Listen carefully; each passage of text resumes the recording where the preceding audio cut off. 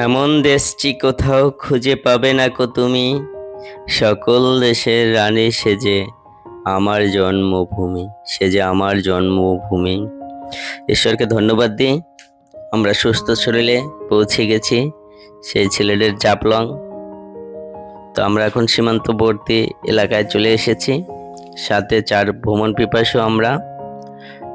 আছে সুজন খান ভাই, আছে পরিমল দা, আছে শহীদুল ভাই, আর আমি তো রয়েছি। তো সত্যিকার অর্থে বলে বোঝানো যাবে না এই উঁচু নিচু পাহাড় আর এই সীমান্তবর্তী এলাকাটা কত না সুন্দর। ঈশ্বর নিজের হাতে নিপুণভাবে তৈরি করে রেখেছেন, এত সুন্দর যে এখান থেকে আসলে যেতেই মন চাবে না। তো কেমন লাগছে আপনাদের?